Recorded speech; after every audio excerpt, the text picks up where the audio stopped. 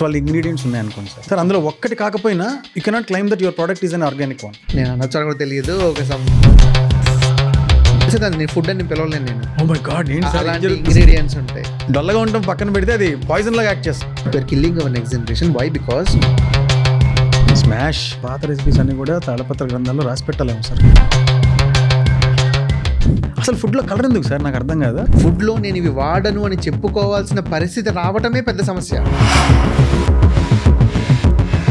someone told that sugar does permanent damage. రాగి 70 ఉంటుంది approximately. మరి ఎందుకు రాగి షుగర్ రిలీజ్ చేయదా? జీఈ వాల్యూ ఎక్కువ కదా. హై జీఈ వాల్యూ ఉంటే మంచిది కాదు కదా.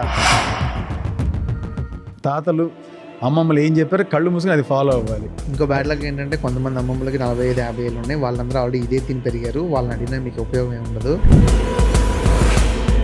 పటిక బెల్లం కానీ మామూలు ఆర్గానిక్ బెల్లం కానీ యథేచ్ఛగా వాడుకోవచ్చా? నెక్స్ట్ జనరేషన్కి ఫుడ్లో ఒక చాయిస్ ఉండాలి. Our body is a temple అంటాం. అవును. సో ఇప్పుడు ఏది పంపాలి దాంట్లోకి?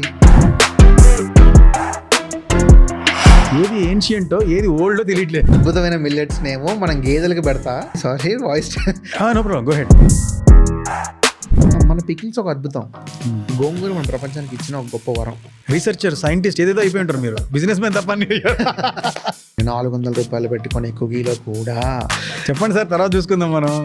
అదే పామాయిల్ ఉంటుంది, అదే మైదా ఉంటుంది, అదే రైజింగ్ ఏజ్. ఇందులో కుకీ ఎక్కడ ఉంది సార్? కుకీ లేదు, మిగతా అన్నీ ఉన్నాయి.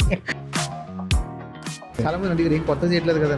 నేను కొత్తగా చేయడానికి రాలేదు. నేను చేసేది మనం తినేదే మంచిగా తిందామని వచ్చాను నేను. 400+ products, every single product is organic certified. మనమే పొల్యూట్ అవుతున్నాం అట్మాస్ఫియర్లో పెరిగి. అవి ప్లాంట్స్ వచ్చిన డైరెక్ట్ భూమిలోంచి వస్తుంటాయి. వాటిలో కల్తీ బేసిక్గానే వస్తుంది కదా. అవి ఎంత మంచివైనా దాని నేచర్ కోల్పోతూ వస్తుంది కదా. డిస్కౌంటెడ్గానే వస్తుంది అది మనకు వచ్చేటప్పుడు. సార్ కోకోనట్ వాటర్ మంచిదే కదా బాబు, కొద్దిగా కోకోనట్ వాటర్ తీసుకురండి సార్. ప్రాబ్లం ఏంటంటే చదువులోనే ప్రాబ్లం ఉంది అక్కడ. సార్ చదువు కూడా ఆర్గానిక్ అవ్వాలి సార్. సార్ ఎవరు చదువు నేర్చుకుంటున్నావు? నాకు ప్రతి డాక్టర్ ఆయుర్వేద కూడా చదవాలి. 40-50 years of nutrition industry questioning 5,000 years of Indian food science. Dairy అని ఒక పెద్ద ఇండస్ట్రీ సార్. ఫార్మర్స్ కాకుండా ఎలా అయిపోయారంటే they are become employees of these multinational కంపెనీస్కి అయిపోయింది.